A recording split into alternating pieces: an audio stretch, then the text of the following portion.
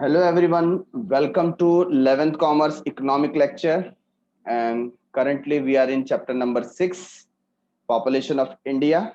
Let us take a quick revision. Here in front of you on page number 37,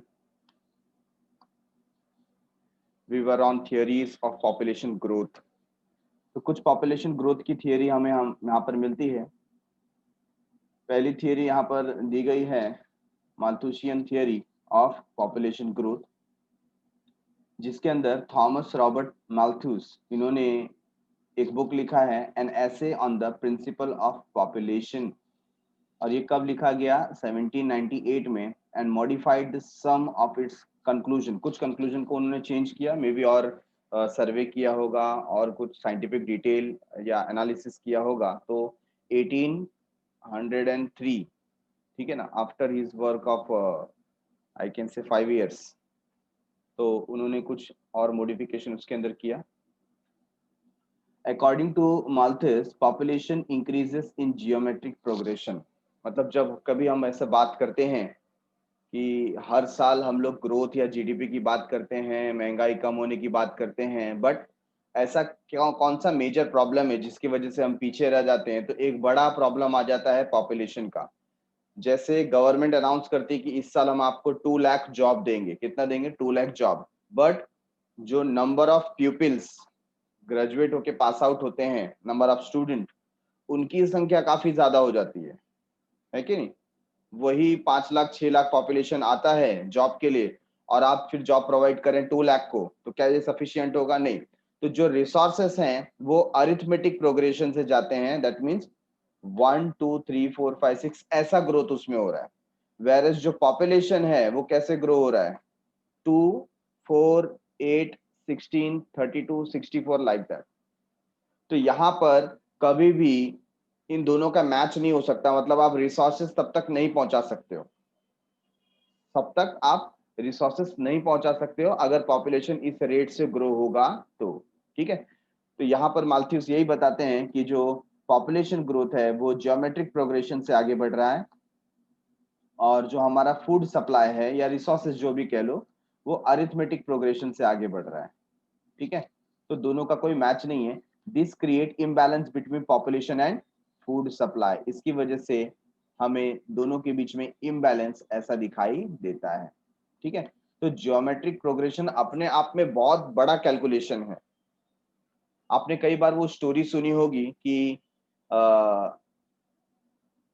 एक king होता है और king कुछ questions पूछता है. उनका जो गेम होता है चेस का, चेस खेलते समय कुछ क्वेश्चंस पूछता है, और सामने वाले पर्सन को बोलता है कि अगर आप मेरे सवालों का जवाब दोगे और मुझे चेस में आपने हरा दिया, तो आप जो बोलोगे मैं वो आपको दूंगा मेरी कैपेसिटी के हिसाब से. तो सामने वाला पर्सन उनको चेस में क्या कर देता है, एक नॉर्मल जो नागरिक रहता है वो उनको हरा देता है. तो किंग बोलता है चलो हम आपके इस स्किल से बहुत खुश हैं, आप मांगो, आप क्या मांगते हो? तो वो क्या बोलता है कि जो चेस बोर्ड का जितने भी वहां पर बॉक्सेस हैं, हर एक बॉक्सेस में आप क्या कीजिए, स्टार्ट कीजिए फर्स्ट बॉक्स से. एक जो राइस का दाना होता है ना, चावल का दाना, उससे आप स्टार्ट कीजिए. जब सेकंड में जाएंगे तो उसको आपको डबल कर देना है. सेकंड में जाएंगे तो 2, थर्ड में जाएंगे तो 4, और नेक्स्ट में जाएंगे तो 8, लाइक दिस. तो जितना लास्ट तक आते आते जितने चावल हो जाते हैं उतना आप मुझे दे दीजिए. ठीक है. तो सुनने में तो कितना इजी लगता है. तो फर्ज करते हैं ये हमारा चेस बोर्ड है. ठीक है. Let me draw something here.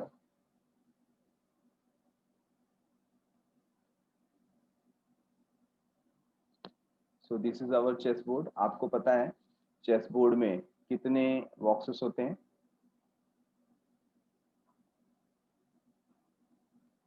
8. तो हम 8 लाइंस ऐसे ड्रॉ करेंगे.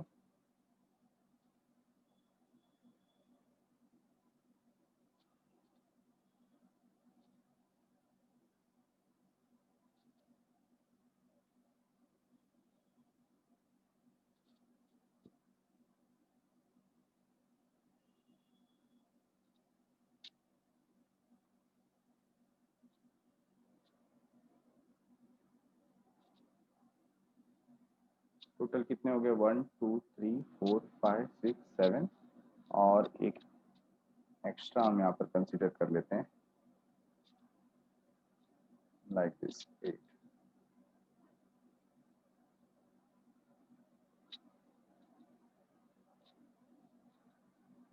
ठीक है, और सिमिलरली यहाँ पर से भी 8 आ जाएगा।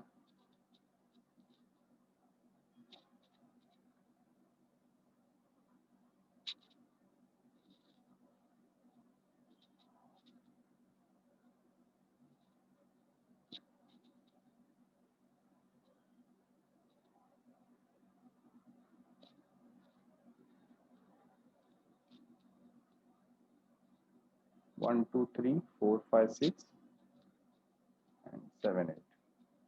ठीक है, तो ये समझिए चेस बोर्ड है, ब्लैक वाइट ब्लैक वाइट। अब यहाँ पर मैं ब्लैक वाइट नहीं करता हूँ इसको। तो यहाँ पर जब आप स्टार्ट करते हैं, यहाँ पर 1 राइस का पेबल आ जाएगा। ठीक है ना, यहाँ पे कितना हो जाएगा? 2, देन 4 8 16 32 64 108। तो ये किसकी बात कर रहे हैं हम लोग? दाने की बात कर रहे हैं। ठीक है, अब यहाँ पर calculate along with me. 108 into 2,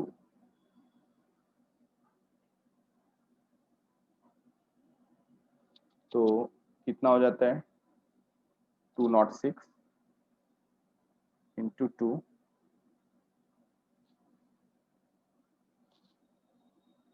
sorry 206 नहीं, 216 इंटू 2, 432, राइट।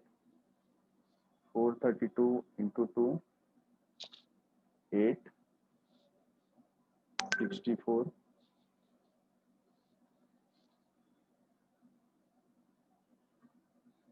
Into 2, 1728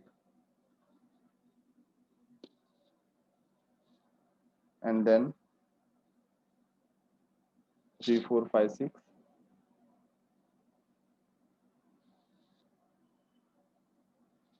6 9 1 2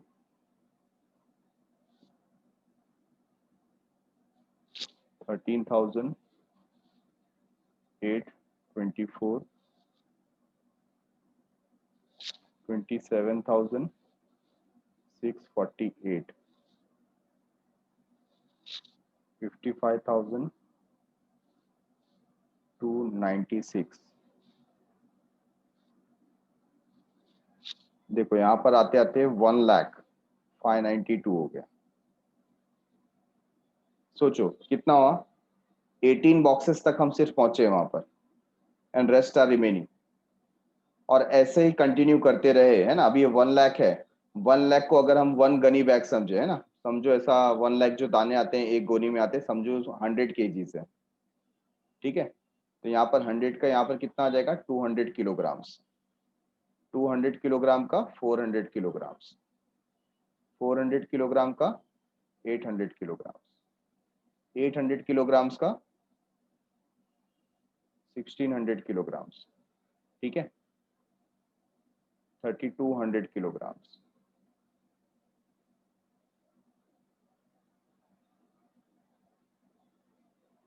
6400 kilograms.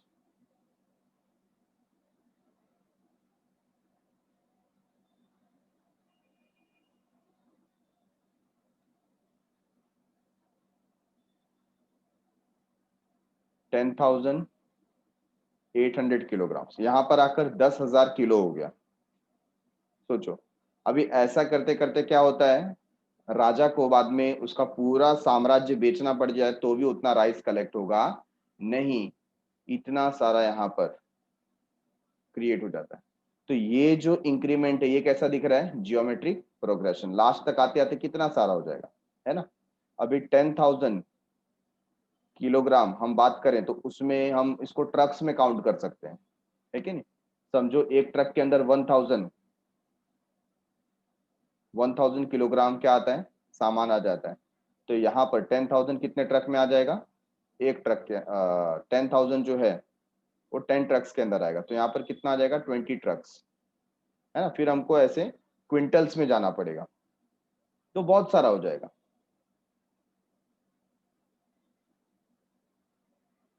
तो इसको हम बोलते हैं ज्योमेट्रिक प्रोग्रेशन, मतलब उस तरीके से वो बढ़ते जा रहा है, बढ़ते जा रहा है, बढ़ते जा रहा है, और फिर रिसोर्सेस हम उतना कभी प्रोवाइड नहीं कर पाएंगे। Getting it. तो आप ये बाद में घर पे कैलकुलेट कर लेना कि एट द एंड आपके एजम्पशन के हिसाब से, एस्टिमेट के हिसाब से, लास्ट कॉर्नर तक पहुंचते पहुंचते कितना किलोग्राम या कितना क्विंटल्स, है कि नहीं, उसमें राइस देना पड़ेगा। हम यहाँ पर कैलकुलेट करेंगे तो it will take much time, हम उसमें नहीं जाते हैं अभी। तो जियोमेट्रिक प्रोग्रेशन आपको समझ में आया, जहां पर मल्टीप्लाई होता रहता है, 2 का 4, 4 का 8, 8 का 16, 16 का 32, 32 का 64 and so on. Okay. So Matthews का कहना है, state that correction of the imbalance can be done by introducing preventive checks. तो क्या रखना चाहिए यहाँ पर, प्रिवेंटिव चेक्स रखना चाहिए, सच एज लेट मैरिज। तो इन्होंने सोल्यूशन प्रोवाइड किया प्रिवेंटिव चेक्स के नाम पे। मतलब आपको टाइम टू टाइमली बेसिस पे चेक रखना है। उसमें सबसे पहला पॉइंट क्या आ जाएगा, लेट मैरिज, शादियां लेट होनी चाहिए। मोरल रिस्ट्रेंट, मतलब खुद से सामने से ये सब चीजें क्या हो, डिले हो, चाइल्ड का बर्थ डिले हो। Then he also mention about positive और नेचुरल चेक्स। तो ये क्या है, सच एज नेचुरल कैलामिटीज। तो कुछ तो कैसे होते हैं, ऑटोमेटिक होते हैं, बाय नेचर। बहुत लोगों का क्या होता है, डेथ होता है ना। जैसे अभी कोरोना पेंडेमिक में all over the world 5 lakh लोगों से ज्यादा का डेथ हो चुका है कि नहीं। तो ये भी क्या है, ये बैलेंस करने का एक तरीका है। Natural checks operate and wash out the excess population and thus balance is maintain. तो ऑटोमेटिकली, है ना, नेचर क्या करता है, इसको बैलेंस कर लेता है।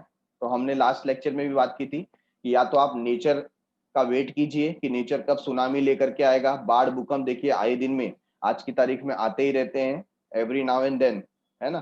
कहीं ना कहीं अर्थक्वेक आ रहा है, ड्राउट आता है, फिर फ्लड्स, फेमाइन, ये सारी चीजें आ रही है। उसके अंदर ये कोरोना आ गया, है कि नहीं।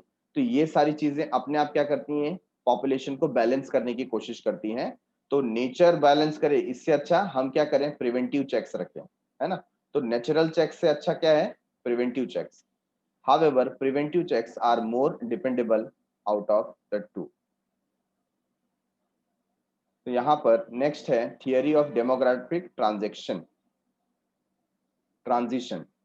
theory of demographic transition. The theory of demographic transition was given by A.J. Cole and E.M. Hoover in the book Population Growth of Economic Development in Low Income Countries. तो अंडर डेवलप्ड या low income countries हैं, उसकी हम लोग यहाँ पर बात कर रहे हैं। According to this theory every country passes through 3 stages. ये बहुत इंपॉर्टेंट है। हर एक कंट्री कौन से स्टेजेस से पास होती है, 3 स्टेजेस से पास होती है of demographic transition.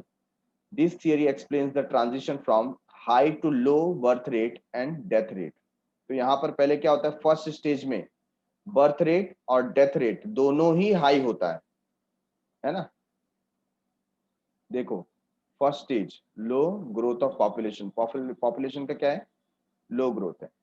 Pre industrialised and primitive stage, यहाँ पर औद्योगिक क्रांति के पहले की बात कर रहे हैं हम लोग।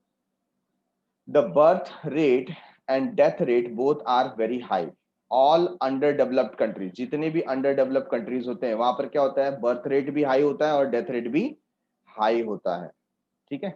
Social and economic condition such as mass illiteracy, मतलब ज्यादा से ज्यादा लोग क्या रहते हैं, असाक्षर रहते हैं, अनपढ़ रहते हैं। सुपरस्टिशंस, सुपरस्टिशंस मतलब जो अंधविश्वास वगैरह पे लोगों का ज्यादा ध्यान होता है। मास पॉवर्टी फैली रहती है, ज्यादातर लोग गरीब होते हैं। ऑर्थोडॉक्सी, पुराने ख्यालात के लोग होते हैं। Lack of medical facility, medical facility नहीं है। और फिर ऐसे ही कहीं ना कहीं महामारी वगैरह फैलती रहती है ना। जैसे हम पहले कॉलेरा होता था, टीबी है, फिर कॉलेरा को हम हैजा भी बोलते हैं। ऐसे जो बीमारियां जो स्प्रेड होती है कि नहीं। तो ये काफी हद तक लोगों को बीमार करती थी और उनसे लोगों के डेथ होते थे। Before 1921 India was in the first stage of demographic transition. तो 1921 के पहले हम फर्स्ट स्टेज में थे और उसके बाद आया second stage, high growth of population, ये है second stage. Introduction of the industrialization, अब इसमें क्या हुआ, हमें पता है कि हमारा जो भी इकोनॉमी है हम उसको 3 पार्ट्स में डिवाइड करते हैं, जो 3 सेक्टर्स हैं। पहला उसमें से कौन सा है, प्राइमरी, जिसमें ज्यादातर पार्ट किसका आता है, एग्रीकल्चर का। फिर उसके बाद सेकेंडरी है, वो कौन सा आता है, इंडस्ट्रियल सेक्टर। और जो टर्शरी है वो कौन सा है, सर्विस सेक्टर। ठीक है, तो यहाँ जहाँ हम बात कर रहे हैं इंट्रोडक्शन ऑफ द इंडस्ट्रियलाइजेशन, मतलब यहाँ पर औद्योगिकरण बढ़ने लगा, दैट मीन्स इंडस्ट्रीज डेवलप होने लगी। And beginning of the process of economic development in the is the indicator of the second stage, है ना। तो यहाँ पर इकोनॉमिक डेवलपमेंट इंडिकेट करता है कि आप सेकेंड स्टेज में आ चुके हो। Due to economic development death rate started falling rapidly. तो इस स्टेज में क्या होता है, डेथ रेट कम होने लगते हैं क्योंकि इकोनॉमिक डेवलपमेंट हो रहा है, मेडिकल फैसिलिटीज वगैरह बढ़ने लगती है, but birth rate continue to remain high. तो डेथ रेट तो कम हो रहा है, मतलब लोग मर कम रहे हैं, लेकिन जो बर्थ रेट है उसमें कोई कंट्रोल नहीं है। This lead to population explosion. और हमने पढ़ा कि जहां पर ऐसी स्थिति आ जाती है उसे कहते हैं population explosion. All developing countries including India are in the second stage of the demographic transition. तो हम भी अभी इसी स्टेज में है। India is the very of entering into the third stage, verge of entering into the third stage. तो अभी हम बहुत ही नजदीक है थर्ड स्टेज में जाने के लिए। अब थर्ड स्टेज क्या होता है, rapid industrialization and urbanization result in the spread of education. तो धीरे धीरे क्या होगा, एजुकेशन डेवलप होगा, सभी लोग साक्षर होंगे, कॉन्शियसनेस इंक्रीज होगा, है कि नहीं, एंड स्टैंडर्ड ऑफ लिविंग, लोगों का स्टैंडर्ड ऑफ लिविंग बढ़ेगा। With economic development both birth rate as well as death rate tends to decline. तो दोनों क्या होने लगते हैं, कम होने लगते हैं। डेथ रेट तो कम हो रहा है क्योंकि मेडिकल फैसिलिटी अच्छी मिल रही है, और बर्थ रेट लोगों को एजुकेशन की वजह से, कॉन्शियसनेस की वजह से धीरे धीरे क्या हो रहा है, कम हो रहा है। ठीक है, all developed countries are in this stage. आप देखो जापान वगैरह जैसी कंट्री में जाओगे ना, तो वहां पर तो पॉपुलेशन एकदम थमसा गया है। जापान में पॉपुलेशन ग्रो नहीं हो रहा है, they are worried about it. उनका तो टेंशन होता है कि हमारे यहाँ पर हम पॉपुलेशन कैसे ग्रो कर सकते हैं। तो डेवलप्ड नेशन में यहाँ पर क्या होता है, बर्थ रेट और डेथ रेट दोनों ही क्या हो जाते हैं, लो। ठीक है, तो ये कुछ बर्थ रेट और डेथ रेट का हमें क्या दिया है, यहाँ पर एनालिसिस दिया है, डेटा प्रोवाइड किया गया है। अभी कॉज ऑफ बर्थ रेट, हमने कॉज ऑफ बर्थ रेट भी देखा था। तो सबसे पहला प्रॉब्लम था इलिटरेसी का, मतलब अज्ञानता है, लोगों को जागरूकता नहीं है इसके बारे में कि ज्यादा नंबर ऑफ चिल्ड्रन होने की वजह से क्या क्या प्रॉब्लम होता है। तो ये एक प्रॉब्लम है। फिर यूनिवर्सल मैरिज, मतलब India is a country like, सबको मैरिज करना है कि नहीं। तो यहाँ पर एक कंपल्शन के जैसा आ जाता है, सोसाइटी सोशल प्रेशर आप समझो, या एक ऑब्लिगेशन समझो, या रिलीजियस ऑब्लिगेशन समझो, तो सबको ही शादी करनी है, ऐसा एक कंपलसरी ट्रेंड है। बट फॉरेन कंट्री में ऐसा नहीं होता, है कि नहीं। Next, age of marriage age compare to other countries, developed nation के हिसाब से आज भी हमारे यहाँ पर एज क्या है, कम है। जो गर्ल्स के लिए 18 और बॉयज के लिए 21 ईयर्स का है। ठीक है, next, preference of the male child. ये रिलीजियस ऐसी बात कीजिए या सोशल बात कीजिए, दोनों ही केस में मेल चाइल्ड का प्रेफरेंस बहुत ज्यादा होता है। देखो यहाँ पर हम एग्जांपल लेंगे चाइना का। तो चाइना ने क्या किया था, कंपलसरी वहां पर कर दिया था कि वन चाइल्ड पॉलिसी लागू की थी। व्हाट डज इट मीन, एक फैमिली में एक से ज्यादा बच्चा होना नहीं चाहिए। तो वहां पर पिछले 20 सालों में आप देखेंगे कि ज्यादातर सबके घरों में क्या हुए, मेल चाइल्ड। क्यों, उनको मेल चाइल्ड ही चाहिए था। तो वहां पर जो सेक्स रेशियो है वो क्या हो गया, इम्बैलेंस हो गया। नंबर ऑफ गर्ल्स पर 1000 मैन क्या हो गए, कम हो गए वहां पर। ठीक है, क्योंकि वहां पर कैसा हो जाता है, अगेन सोशल ऑब्लिगेशन हो जाता है कि जो गर्ल्स है वो शादी करके तो दूसरे के घर चले जाएंगे। ठीक है ना, तो पेरेंट्स को सपोर्ट देने के लिए कौन होगा, ऐसा सोचने वाले लोग क्या करते हैं वहां पर, मेल चाइल्ड का प्रेफरेंस रखते हैं, और मेल चाइल्ड का फिर प्रेफरेंस होने की वजह से नंबर ऑफ मेल ज्यादा है एज कंपेयर टू फीमेल्स, है कि नहीं? तो ये एक प्रॉब्लम वहां पर बढ़ जाता है। Next is what? Joint family system. Joint family system में no one cares about income, है ना, कितना स्पेंड होगा, कहाँ है, कितना खर्चा है। तो जॉइंट फैमिली में पैसा कहीं ना कहीं से आते रहता है, इसके लिए एक्सपेंडिचर की टेंशन नहीं है, तो नंबर ऑफ बर्थ वहां पर बढ़ते रहते हैं। उल्टा वहां पर कैसा हो जाता है कि अगर सेम बिजनेस में सारी की सारी फैमिलीज हैं, तो जितने ज्यादा बच्चे होंगे उतना ज्यादा शेयर मिलेगा फैमिली के इनकम में से, ऐसा भी ट्रेंड होता है। Then depends upon agriculture. Agriculture के ऊपर इंडिया काफी टाइम से डिपेंडेंट है, तो फार्मलैंड में ज्यादा से ज्यादा वर्कर्स रहें, इसके लिए भी लोग चाहते हैं कि मोर number of birth will support more hands mean more work and more income. Wide spread poverty. तो पॉवर्टी भी एक रीजन है, पुअर फैमिलीज में अवेयरनेस नहीं होने के कारण वो लोग यही सोचते हैं कि जितने ज्यादा बच्चे होंगे उतने ज्यादा इनकम जनरेट होगा। Then lack of awareness about family welfare service. तो ऐसे बहुत सारे फैमिली वेलफेयर सर्विसेज या प्रोग्राम्स हैं जिसके बारे में लोगों को इंफॉर्मेशन नहीं है। ठीक है, now we are looking at causes of low death rate. ऐसे कौन से कारण हैं जिनकी वजह से डेथ रेट रिड्यूस हो गया?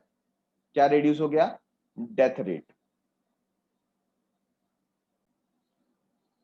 तो first point is improvement in medical and health facilities. तो डेथ रेट कम कैसे हो गए? तो पहले आप देखेंगे कि मेडिकल फैसिलिटीज जल्दी मिल नहीं पाती थी। बहुत सारे विलेजेस में तो इलेक्ट्रिसिटी ही नहीं थी। अब इलेक्ट्रिसिटी ही नहीं है तो हॉस्पिटल तो दूर की बात है कि नहीं? आपको हॉस्पिटल के लिए 50-50 किलोमीटर दूर जाना पड़ता था, और ऐसे में अगर कोई इमरजेंसी आ गई, कोई व्यक्ति बीमार है, तो हॉस्पिटल पहुंचने के पहले ही क्या हो जाता था? उसका डेथ। और लोग हॉस्पिटल्स कॉस्टली होने की वजह से, दूर होने की वजह से, तो जो घरेलू इलाज है ना, या तो फिर जो सुपरस्टिशंस है, जो अंधविश्वास है, उसके ऊपर वो भरोसा करके अपना इलाज कराते थे, और जिसकी वजह से लोगों का डेथ ज्यादा हो जाता था।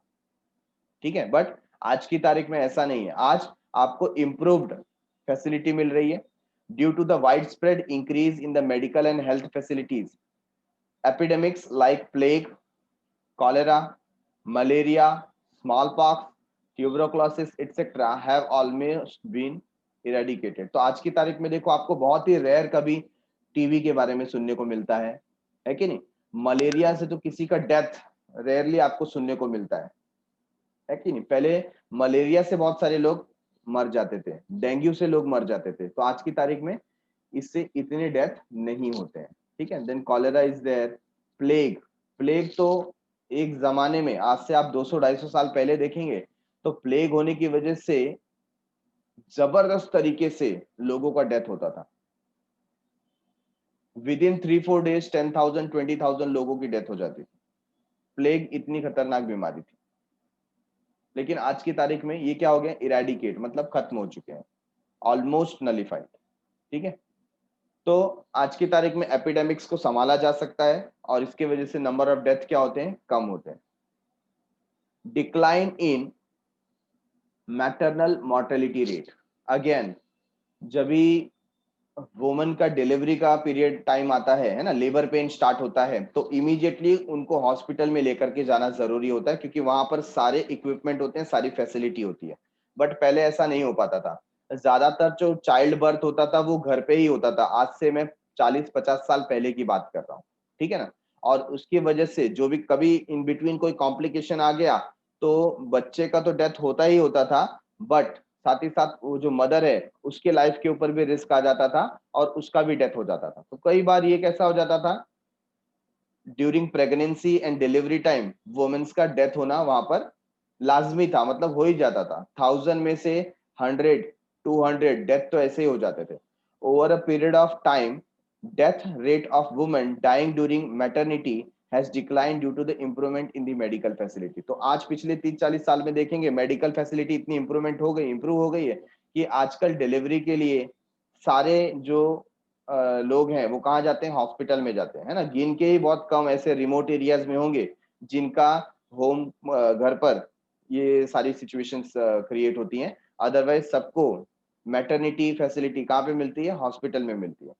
तो गवर्नमेंट ने उसका इंतजाम किया गया है। गांव के इलाके में भी अलग से एक आंगनवाड़ी ऐसी बनाई जाती है जिसमें जो दाई माँ होती है उनको ये सारी चीजें सिखा करके फिर घर पे भेजा जाता है। तो वो पूरे के पूरे जो 9 मंथ का पीरियड होता है उसमें केयर कैसे करना है, कौन से मेडिसिन लेनी है, आयरन की गोलीज आती हैं, जो टैबलेट्स आते हैं वो कैसे खाने हैं, आहार कैसा रखना है, ये सारी चीजें वो सिखाते हैं। ठीक है ना? तो गवर्नमेंट इतने स्टेप्स ले रहे हैं जिसके वजह से जो मोर्टालिटी रेट है मैटरनल वो क्या हो गया है? रिड्यूस हो गया है।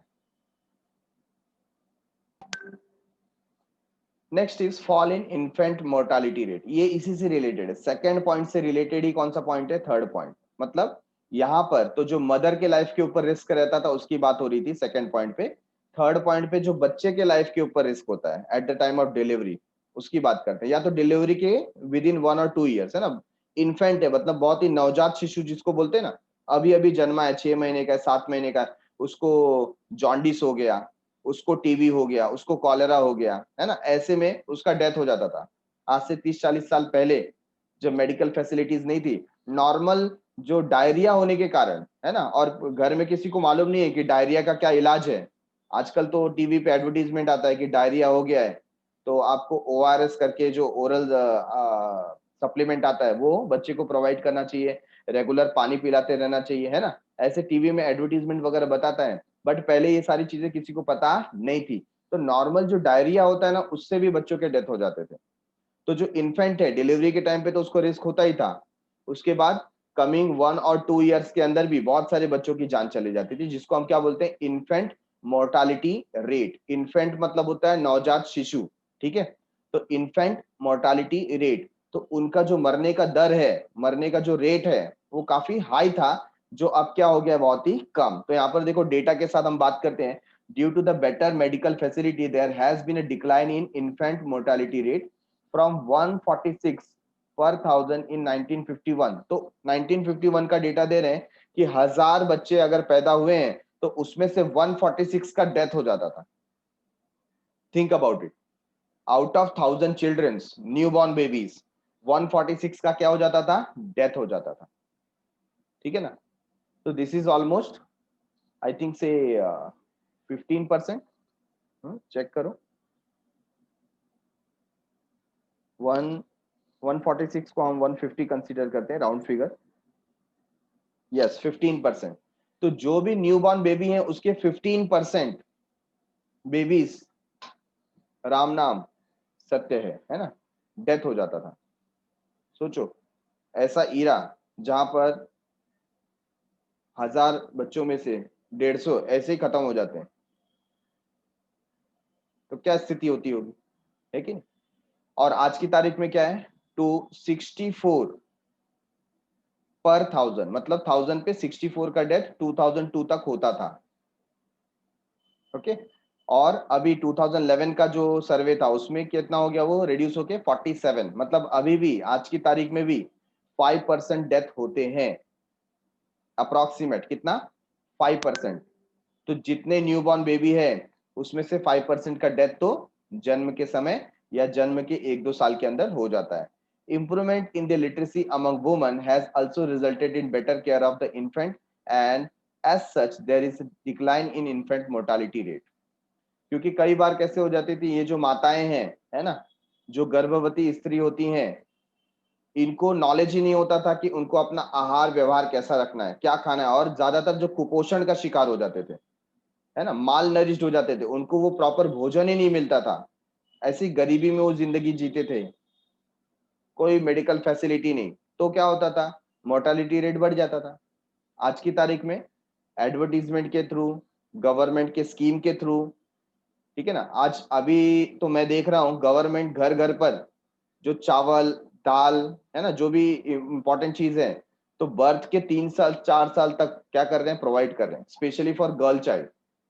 गर्ल चाइल्ड के लिए क्या करते हैं वो? स्पेशली घर पर अनाज देते हैं, शक्कर देते हैं, दाल देते हैं, है ना? आपने भी कभी देखा होगा आपके आसपास ऐसा।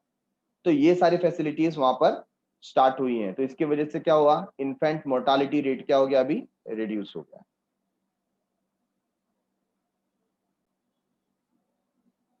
Improvement in the literacy among the women has also resulted in better care of the infants, and as such, there is a decline in infant mortality rate. Next है point number 4, increase in literacy. Death rate कम होने का एक और कारण है कि लोगों में साक्षरता बढ़ी है, और साक्षरता बढ़ने की वजह से लोग सुपरस्टिशन को कम कर पाए। मतलब जो अंधविश्वास होता है, जो घरेलू इलाज होता है कि नहीं, उससे हट करके लोग कहां जा रहे हैं? हॉस्पिटल्स में जाते हैं इलाज करने के। Better education will help the people to take care of their life and the need of their children in a better way. तो अपने बच्चों का, अपने लाइफ का वो खुद ख्याल रख सकते हैं अगर वो एजुकेटेड होंगे तो। Education has help the people to come out of their blind faith, है ना, अंधविश्वास, सुपरस्टिशन, उससे, या जो उनका बिलीव्स है या इग्नोरेंस है, उससे क्या होता है, वो बाहर आते हैं और अपने लाइफ के प्रति सजग रहते हैं कि हमको क्या करना चाहिए, कैसे करना चाहिए। इसके बाद हम देख रहे हैं यहाँ पर यूज ऑफ न्यूट्रिशियस फूड। तो कई सारे बच्चों का हमने अभी अभी देखा कि डेथ किसकी वजह से हो जाता है? माल नरिश्ड होने की वजह से। किसकी वजह से? माल नरिश्ड होने की वजह से, मतलब कुपोषण की वजह से, प्रॉपर न्यूट्रिशन ना मिल पाने की वजह से, प्रॉपर खाना ना मिलने पाने की वजह से। तो उसको क्या किया गया? इंक्रीज किया गया। Education has created awareness about health and nutrition. तो एजुकेशन की वजह से लोगों को एक अवेयरनेस क्रिएट हुआ कि हम अपने हेल्थ को कैसे इंप्रूव कर सकते हैं, कैसे उसमें न्यूट्रिशन पुट कर सकते हैं। Percentage of children and women dying due to the malnutrition and ill health was quite high. पहला बहुत ज्यादा था।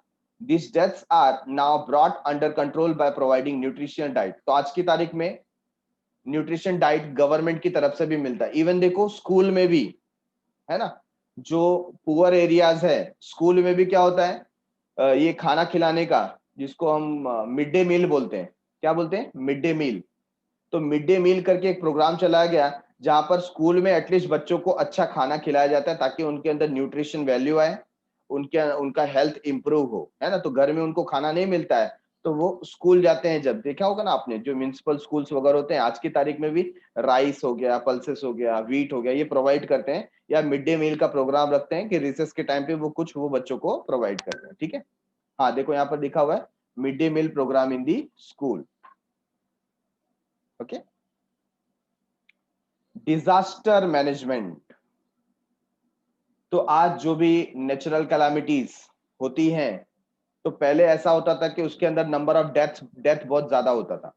बट आज हमने क्या बना के रखा है? National disaster management authority. मतलब कहीं पर भी ऐसा डिजास्टर होता है, अर्थक्वेक आया, ड्राउट हो गया है, फ्लड है, फेमाइन है, तो लोग वहां पर आकर के तुरंत रेस्क्यू करने की कोशिश करते हैं, है ना। तो अगर विद इन 1 और 2 डेज रेस्क्यू प्रोग्राम जोर शोर से चलाया जाए तो नंबर ऑफ डेथ को क्या किया जा सकता है? कम किया जा सकता है। और इसके अलावा वेदर फोरकास्ट वगैरह होता रहता है। जैसे जो फिशरमैन है ना, हाई टाइड के समय वो जाते थे तो उनका डेथ हो जाता था। आजकल पहले ही अनाउंस हो जाता है कि हाई टाइड आने वाला है, बहुत हैवी रेन होने वाला है, तो आप लोग घर से बाहर ना निकले। तो इसकी वजह से भी मोर्टालिटी रेट को क्या किया जाता है? कम किया जाता है कि नहीं। तो डिजास्टर मैनेजमेंट टेक्निक हमारे यहाँ पर डेवलप हो गई है, was constituted in 2005. This helps to mitigate all types of disasters, thereby reducing the loss of life. तो जो लॉस ऑफ लाइफ है उसको कम से कम करने की कोशिश की जाती है। Other factors: education, social reform, rapid urbanization, improvement in the standard of living, publicity campaign are also responsible for creating awareness among the people. तो ये सब कारणों की वजह से भी मोर्टालिटी रेट कम हुआ है, रिड्यूस हुआ है।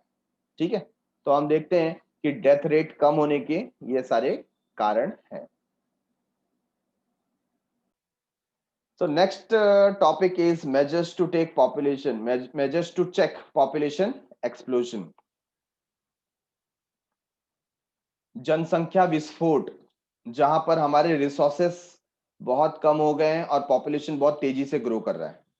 ठीक है, तो ऐसी सिचुएशन को हम क्या बोलते हैं? Population explosion.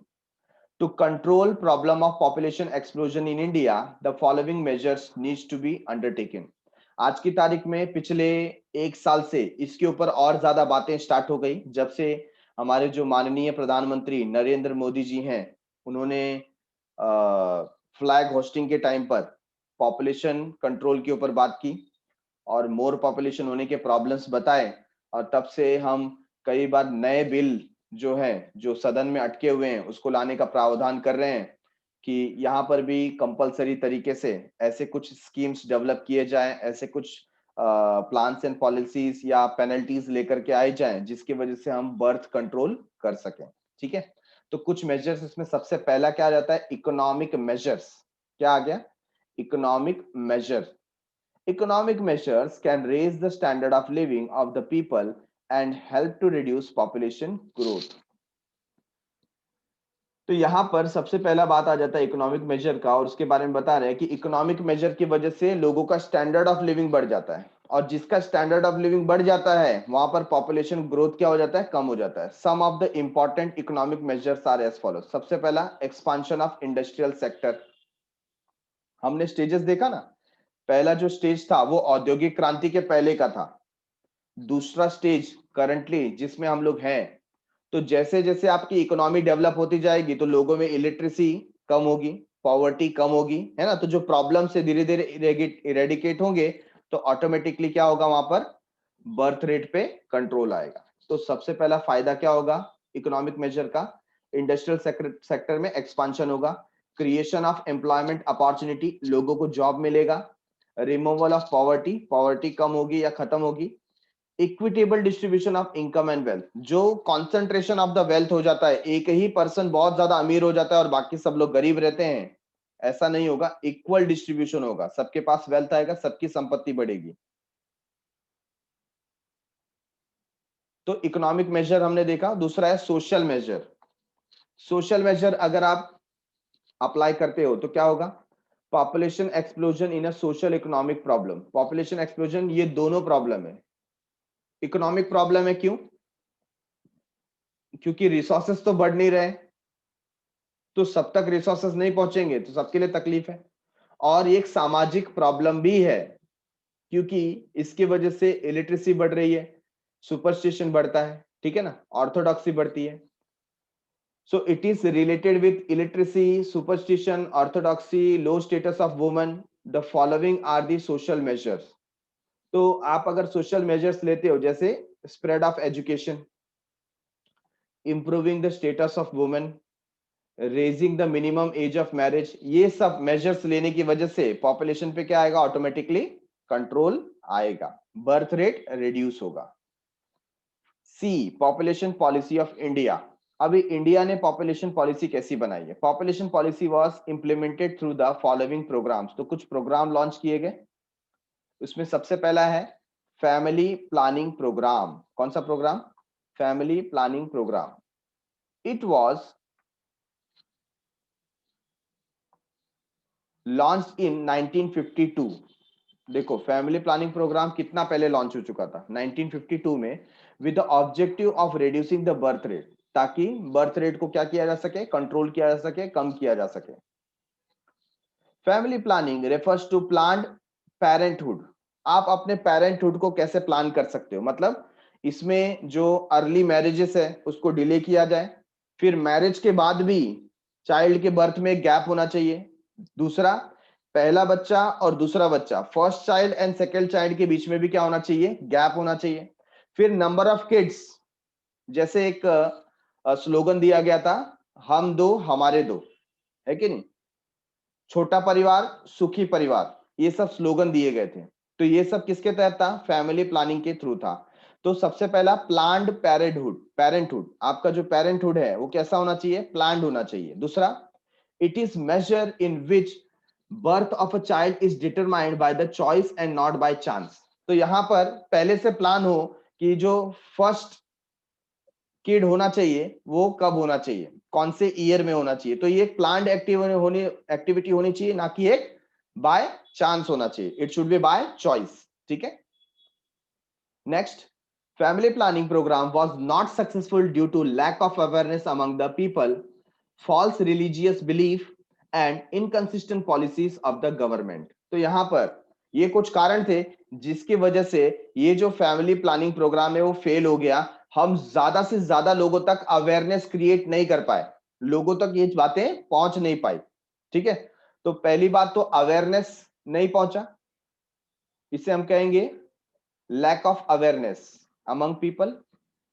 दूसरी बात, फॉल्स रिलीजियस बिलीफ, लोगों के जो रिलीजियस बिलीफ थे, जैसे एक रिलीजियस बिलीफ है मेल चाइल्ड का होना, है ना, हमारा जो मेल चाइल्ड होगा तो हमारे डेथ के बाद अग्नि संस्कार वही देगा, हमारा जो खानदान है उसको आगे लेके जाने वाला मेल चाइल्ड ही है, तो ये क्या है, रिलीजियस बिलीफ। फिर कहीं पर ऐसा होता है कि बच्चे जो है वो तो भगवान की देन है, ऊपर वाले की देन है, we can not control them, है कि नहीं, जितने नंबर ऑफ किड होते हैं होने दो, ये भी क्या है, रिलीजियस बिलीफ। ऐसे बिलीफ्स नहीं होने चाहिए, ठीक है। Then inconsistent policies of the government, जो गवर्नमेंट की पॉलिसीज हैं वो भी कभी इंप्लीमेंट करते थे, कभी नहीं करते थे, कभी अवेयरनेस कराते थे, कभी नहीं कराते थे, तो इनकंसिस्टेंस था, मतलब प्रॉपर कंसिस्टेंसी अप्रोच, रेगुलर उन्होंने ये स्कीम को लॉन्च नहीं किया, गवर्नमेंट का भी एक प्रॉब्लम था, ठीक है। Number 2, family welfare programme, family welfare programme, family welfare program was renamed as family planning program was renamed as family welfare program, मतलब ऊपर का ही जो स्कीम था उसका नाम बदल दिया, तो ऊपर था फैमिली प्लानिंग प्रोग्राम, अब उसको बदल के क्या कर दिया गया, फैमिली वेलफेयर प्रोग्राम, कभी 1979 में। नया गवर्नमेंट आता है ना तो सेम स्कीम को चेंज करके नए नाम से लॉन्च करता है। It attempted to integrate family planning services with those of maternal, child health and nutrition, तो इन 3 पॉइंट को लेकर के इन्होंने क्या किया, फैमिली प्लानिंग सर्विसेज को चलाया, जिसमें मैटरनल जो मदर है ना, उसकी लाइफ के ऊपर रिस्क ना हो, देन चाइल्ड का हेल्थ प्रॉपर रहे और उनको दोनों को प्रॉपर न्यूट्रिशन मिले, इसके ऊपर इस वेलफेयर प्रोग्राम को एम्फसिस दिया गया, जोर दिया गया। नंबर 3, नेशनल पॉपुलेशन पॉलिसी 2000, अभी ईयर 2000 में नेशनल पॉपुलेशन पॉलिसी लॉन्च की गई। Government introduce national population policy NPP to control population and improve its quality, तो पॉपुलेशन को कंट्रोल करना है और जो ऑलरेडी है उनके क्वालिटी में इंप्रूव होना चाहिए, मतलब उनको प्रॉपर न्यूट्रिशन मिले, उनका हेल्थ अच्छा हो, उनकी क्वालिटीज अच्छी हो, क्वालिटीज इन द सेंस उनको प्रॉपर जॉब मिले, प्रॉपर क्वालिफिकेशन मिले, प्रॉपर रिसोर्सेस मिले, ये सब के ऊपर भी ध्यान देना है। Some of the important features of NPP 2000 are, कुछ इंपॉर्टेंट फीचर्स हमको यहाँ पर देखने को मिल रहे हैं। सबसे पहला, free and compulsory school education up to the age of 14 years, तो 14 साल की उम्र तक सभी को कैसा एजुकेशन मिलेगा, फ्री एजुकेशन। आज की भी तारीख में देखो, जो हमारे जो बीएमसी के स्कूल हैं या गवर्नमेंट स्कूल है, वहां पर 14 इयर्स तक की एज क्या होती है, वहां पर कोई आपसे फीस लिया जाता नहीं है, ठीक है। Number 2, reduce infant mortality rate to below 30 per 1000 live birth, तो ये तो अभी तक नहीं हुआ, अभी भी 2011 के हिसाब से 47 डेथ होता है ना, बट टारगेट रखा गया है कि उसको रिड्यूस करके कितने पे लाना, 30 तक लेकर के आना है, कि 1000 बच्चों पे 30 की ही मौत हो। बट आज की तारीख में हमने 2011 का सेंसस देखा तो उसमें कितना था, 47, तो ये अभी भी करना बाकी है। Then reduce maternal mortality rate MMR to below 100 per 1 lakh live birth, तो यहाँ पर जो मदर के लाइफ के ऊपर रिस्क आता है ना, मैटरनल मोर्टालिटी रेट, तो इसको भी रिड्यूस किया जाए, 100 पर लाख के ऊपर किया जाए। Then universal immunisation of children against the vaccine, मतलब यूनिवर्सल जो वैक्सीन है, जैसे हेपेटाइटिस बी का टीका आपने देखा होगा, न्यूबॉर्न बेबी होता है तो कमिंग 6 मंथ में उसको अलग अलग टाइप के इंजेक्शंस दिए जाते हैं, टीकाकरण किया जाता है, तो उसको हम क्या बोलते हैं, इम्यूनाइजेशन। तो वेरियस जो बिग डिजीजेस हैं, है ना, उसका क्या दिया जाता है, उनको इंजेक्शन दिया जाता है। अभी कुछ नई एक बीमारी भी आई थी रिसेंटली, उसको आई थिंक 1 ईयर हुआ है, तो हर एक बच्चे को क्या दिया गया था, इंजेक्शन दिया गया था। आई डोंट रिमेम्बर एग्जैक्टली कि क्या नाम था उसका, बट सबको स्कूल्स में क्या किया गया था, कंपलसरी किया गया था कि वो बच्चों को इस चीज का इंजेक्शन देना है ना, तो ये वैक्सीन वगैरह प्रोवाइड की जानी थी। Delayed marriage for girls not earlier than 18 and preferably after 20 years of age, तो जो गर्ल चाइल्ड है ना, उसका एज जो है उसको क्या किया गया, मैरिज का एज उसको डिले किया गया, 18 से बीच में शादी हो, ऐसे 18 से ऊपर ही हो। Next, prevention and control on communicable diseases, ऐसे डिजीजेस जैसे हमने बात किया जो एपिडेमिक में कन्वर्ट हो जाते हैं, कॉलेरा, देन हेपेटाइटिस, इसके बाद ट्यूबरोक्लोसिस, ऐसे जो कम्युनिकेबल डिसीजेस हैं जो बढ़ते हैं उसको कंट्रोल करने की कोशिश की गई ताकि डेथ रेट को भी रिड्यूस किया जा सके। Achieve a stable population bye 2045। तो आज से 15 साल बाद का टारगेट रखा गया है कि हम एक स्टेबल पॉपुलेशन पे आ जाए, मतलब ऐसा पॉपुलेशन जो ग्रो नहीं कर रहा। क्या नहीं कर रहा? ग्रो, मतलब नंबर ऑफ डेथ और नंबर ऑफ बर्थ दोनों क्या है, सेम है, जितने लोग का डेथ हो रहा है उतने लोग ही बॉर्न हो रहे हैं, है ना। तो ऐसे में पॉपुलेशन हमेशा कैसा हो जाएगा, स्टैग्नेंट, तो स्टेबल हो जाएगा। तो ये मेजर्स लिए गए हैं, बराबर है। तो जो न्यू पॉपुलेशन पॉलिसी थी, नेशनल पॉपुलेशन पॉलिसी 2000, उसके तहत ये 7 पॉइंट्स के ऊपर जोर दिया गया है।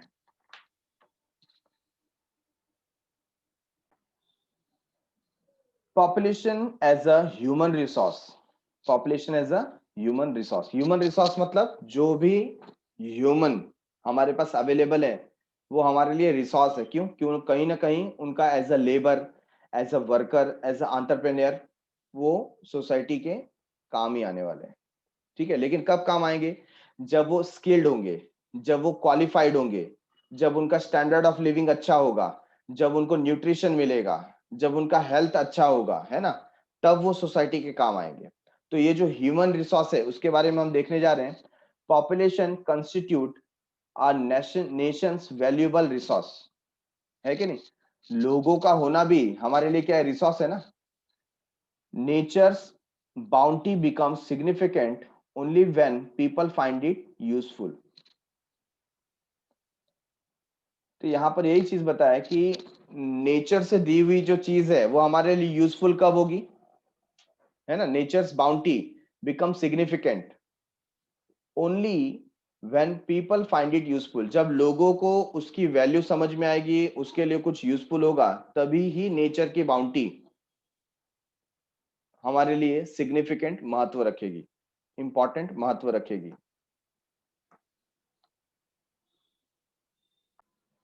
तो प्रकृति द्वारा ये जो रिसोर्स, ह्यूमन रिसोर्स हमें मिला है, ये हमारे लिए इंपॉर्टेंट कब होगा, जब वो हमारे काम आएगा। लेकिन वो हमारे काम आएगा ही नहीं, है ना। कई बार देखो, आप सड़क से जाते रहते हो तो कुछ लोग जो नशे में धुत हैं कहीं ना कहीं रोड पर पी करके पड़े हुए हैं, है ना, वेदर इट इज ड्रग्स और अल्कोहल। तो हमें क्या लगता है कि क्या जिंदगी है इनकी, इनका हमारे इकोनॉमी में, हमारे सोसाइटी में कोई सपोर्ट नहीं है, कोई कंट्रीब्यूशन नहीं है। तो ऐसी जिंदगी होकर के क्या लाभ, कभी कभी ऐसा सोचने में आता है कि नहीं आता है। तो यहाँ पर वही बात है कि ये जो ह्यूमन रिसोर्स है, ये एक आपको ऐसी जिंदगी मिली है तो इसका कोई प्रोडक्टिव यूज होना चाहिए। तो जब तक वो हमारे काम नहीं आएगा उसका इंपॉर्टेंस हमको समझ में नहीं आता। It is people with their demand and abilities that turns them into resources. तो लोग अपने डिमांड के हिसाब से और अपनी एबिलिटीज के हिसाब से उसको रिसोर्सेस में कन्वर्ट करते हैं। किस में कन्वर्ट करते हैं? रिसोर्सेस में। Hence human resource is the ultimate resource. इसके लिए ह्यूमन रिसोर्स को क्या बोला गया है? अल्टीमेट रिसोर्स, क्योंकि ह्यूमन रिसोर्स के थ्रू आप कोई भी क्रिएशन कर सकते हो। ठीक है।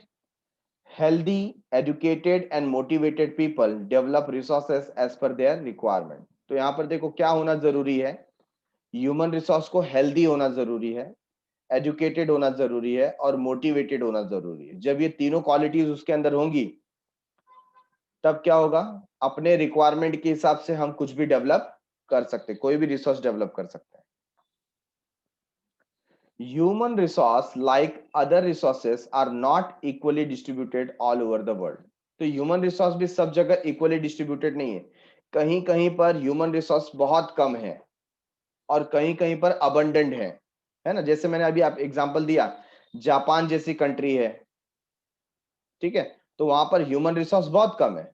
बट इंडिया और चाइना जैसी कंट्री है जहां पर ह्यूमन रिसोर्स अबंडेंट में अवेलेबल है। They differ in their educational level, age and sex, है ना। तो यहाँ पर क्या हो जाता है, एजुकेशन लेवल, इन लोगों का मतलब जो भी पॉपुलेशन अवेलेबल है सबका एजुकेशन अलग अलग लेवल पे है, सबके एज में काफी डिफरेंस है, और सेक्स के बात कर रहे हैं तो मतलब क्या हो जाता है यहाँ पर, मेल और फीमेल का ratio, ratio of male and female, तो ये डिफर करता है। Their numbers and characteristics also keep changing, उनके जो नंबर्स हैं और उनके जो फीचर्स हैं ये भी चेंज होते रहते हैं। The United Nations Development Program UNDP has introduced the concept of human development in 1990। तो यहाँ पर जब भी डेवलपमेंट की बात होती थी तो इकोनॉमिक डेवलपमेंट की बात होती थी, किसकी बात होती थी, इकोनॉमिक डेवलपमेंट की। लेकिन ये इकोनॉमिक डेवलपमेंट से पैसा तो आ जाएगा कि, लेकिन लोगों का जो वेलफेयर होना चाहिए, लोगों में जो क्वालिटी डेवलप होनी चाहिए, क्या वो डेवलप हो रही है, नहीं। तो इसके लिए 1990 में इंट्रोड्यूस किया गया एक concept which is known as human development. ये कंसेप्ट को नाम क्या दिया गया, ह्यूमन डेवलपमेंट। इसका एक इंडेक्स बनाया गया।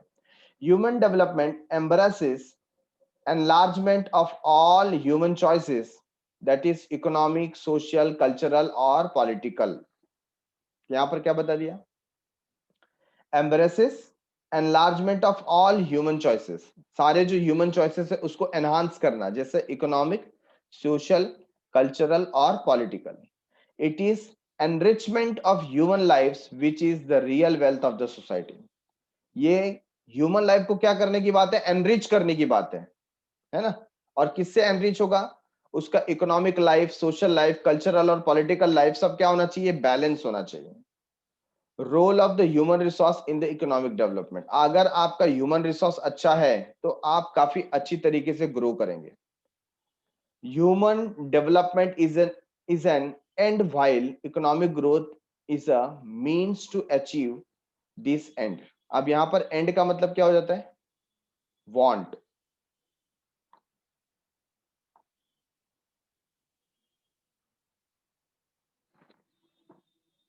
वांट और नीड।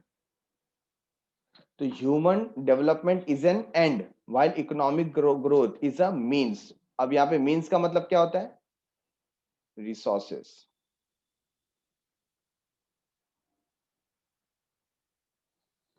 तो ह्यूमन डेवलपमेंट क्या है, वांट है, नीड है, और उसको सेटिस्फाई करने के लिए क्या चाहिए, रिसोर्सेस चाहिए टू अचीव दिस एंड्स।